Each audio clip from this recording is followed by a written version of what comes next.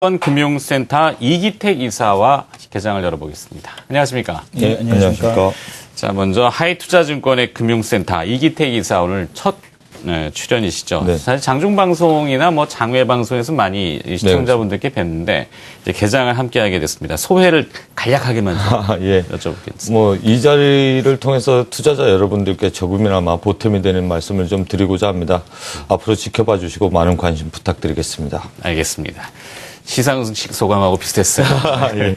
자, 이제 개장을 준비해봐야 되는데, 사실 그 주말에 뭐 매크로 이야기들은 조금 그냥, 뭐랄까요, 좀 답답한 거? 네. 코스피 지수를 놓고 보면 현재 사자성어로 오리무중 이렇게 표현을 많이 하더군요. 앞이 잘 안 보인다는 얘기인데, 자, 이번 주 월요일 날 어떻게 뭐 테크니컬 분석하시는 분들은 중요한 변화일이 또 있다고 하고, 네, 그렇습니다. 뭐 여러 가지 의미들이 있는데, 일단 시장을 보시는 그 느낌은 어떻습니까?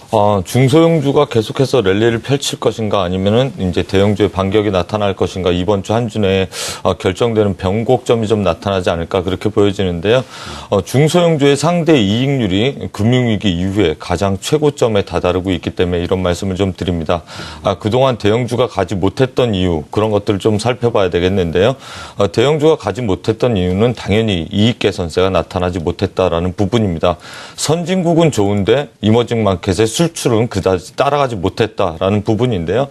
그렇다 그러면 이머징 마켓 그중에서 우리나라를 대표로 하는 IT와 자동차 부분 쪽에서 이익 개선세가 예전만큼 나타나지 못했기 때문에 완성차와 삼성전자를 대두로 하는 IT 쪽에서 대형주들이 이끌어가지 못하니까 중소형주 강세가 상대적으로 강해 보였다 그렇게 볼 수가 있겠습니다.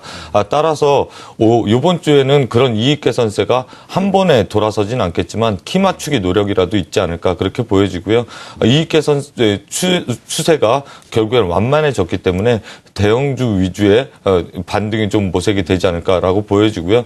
어느 정도 차익 실현 심리가 팽배해져 있는 중소형주에서는 차별화가 좀 나타나는 장세가 이어지지 않을까 그렇게 보여지고 있습니다. 네.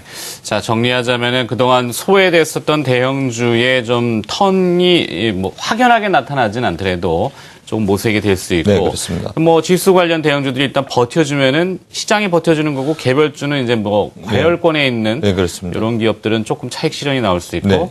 그렇다고 개별주가 다 떨어지는 건 아니죠. 그렇습니다. 예. 자, 일단 대형주 쪽이 움직이거나 시장의 안정을 찾으려면 안전판 역할은 수급적으로는 외국인 투자자들이 해줘야 네, 되겠죠. 예. 뭐 제가 신문하는 건 아니지만 자, 외국인 투자자들이 이제 3월 들어서 누적으로는 순매수로 돌아섰다고 하더군요. 네. 뭐 하나금융지주를 한 2,140억 원 사들였고 삼성전자를 1,672억 원, SK하이닉스는 한 500억 원, 그다음에 현대차도 한 300억 원 정도 사들였다고 해요. 누적 순매수로. 네, 그렇습니다. 3월 들어서 좀 더 살까요? 결국에는 외국인 투자자가 우리나라를 지켜볼 때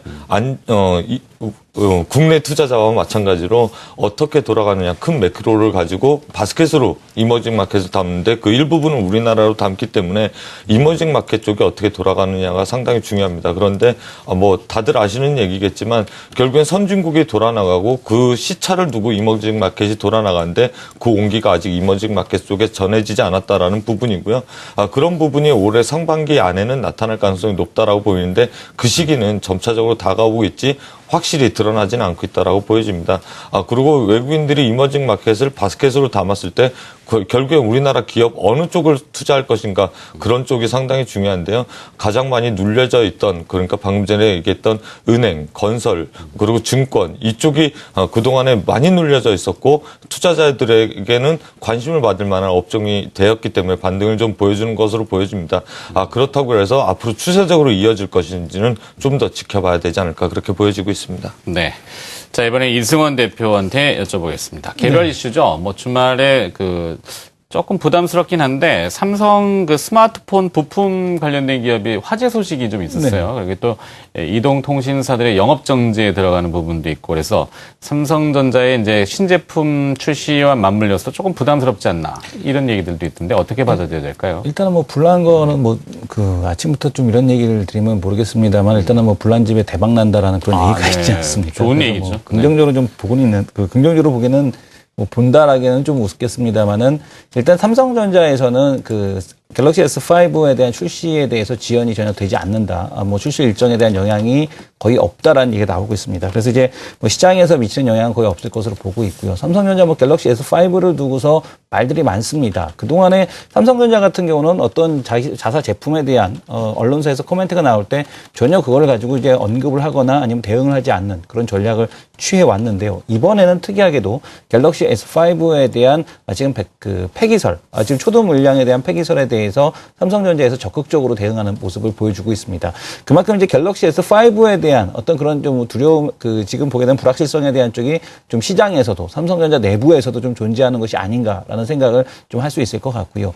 그동안에 MWC에서 제기되어 왔던 갤럭시 S5에 대한 지금 그 가격을 보게 되면은 그 가격 자체가 좀 낮아질 것이다 그런 얘기가 있었는데 뭐 스페인이나 아니면 네덜란드에서 지금 그 예약 판매를 받고 있는 가격대를 보게 되면 107만 원이나 105만 원대를 형성을 하고 있습니다.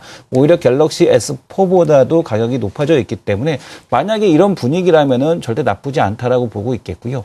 예약 판매가 아닌 예약 대기 명단에 올려놓는 것이 갤럭시 S4보다도 더 높은 이제 그런 그 모습을 보여주고 있기 때문에 S5 뚜껑을 열어보게 되면 뭐 국내에는 5월 달에 나온다고 얘기하고 있습니다만은 일단 해외 반응은 나쁘진 않을 것 같다라는 그런 생각이 예상이 됩니다. 네.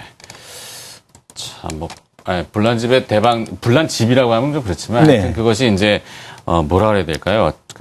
창조의 파괴를 통한 창조, 뭐 어렵습니다만 하여튼 뭐 제주도에 뭐 주말에 보니까 집불 나가지고 확 태운 다음에 다시 이제 새싹을 돋우듯이 뭐 그런 쪽으로 좋게 해석하자라고 이승원 대표가 SK 하이닉스 같은 경우도 그렇죠. 예, 화재 사건이 있었지만 또 대박 하여튼 뭐 잘 되고 있죠. 네, 하여튼 기업의 본질이 흔들리지 않는다면은 뭐 그것이 좋은 얘기를 할 수 있겠고. 자, 이제 개별 기업들을 좀 더 봐야 될 것 같은데 위기텍 이사님. 예. 자, 이제 개별 기업들 몇 가지 좀 해주시고 그다음에 이기텍 이사님의 오늘 첫 관심 기업도 한번 들어가 보고 싶거든요. 예, 뭐 일단 큰 그림에서는 사실 대형주의 반격이 아직 나타나지 않았기 때문에 본격적으로 대형주의 반격이다 그렇게 말씀드리긴 힘들겠지만 이번 주에 어느 정도 그런 가닥을 잡지 않을까 그렇게 보여지고요. 그렇다고 하면 산업의 가장 민감한 쪽에서 대형주가 반등이 좀 보여지지 않을까 보여집니다. 그래서 원천적인 소재를 생산하는 업체를 좀 지켜봐야 되겠다라고 보여지는데요.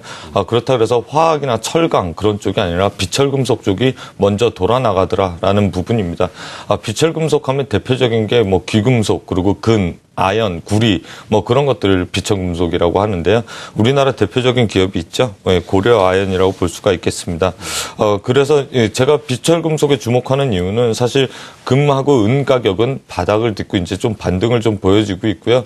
대내외적인 이슈 때문에 안정을 찾은 것이 아니라 그 전에 미니 낙폭이 컸다라는 부분입니다. 그런 거기 때문에 연초서부터 이제 반등을 좀 모색하고 있는 부분이고 그 다음에 연 가격이 돌아 나갔습니다. 그리고 고려아연 같은 경우는 2015년까지 공장 증설 이슈가 계속해서 나타나고 있습니다. 무려 3천억 원이 넘는 공장 증설을 하고 있는데요. 계속해서 캐파 증설을 하고 있고 가격이 돌아 나가고 있기 때문에 P하고 Q하고 다 늘어난다라고 보시면 되겠습니다.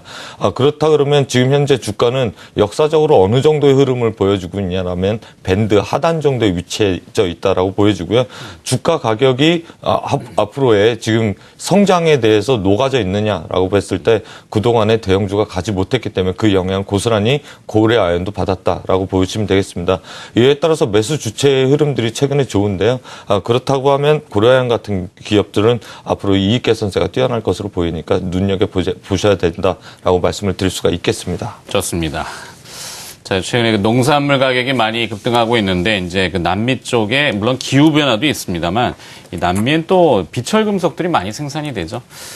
자, 그래서 고려아연을 보셨고요. 그다음에 이승원 대표의 관심 기업은 뭡니까? 인터파크 INT를 인터파크 INT. 드리겠습니다. 인터파크 INT는 이제 다른 보게 되면 우리가 이제 보통 얘기하는 이제 소셜 커머스라든가 아니면 이런 다른 그 인터넷 구매 업체들하고 좀 독특한 분야죠.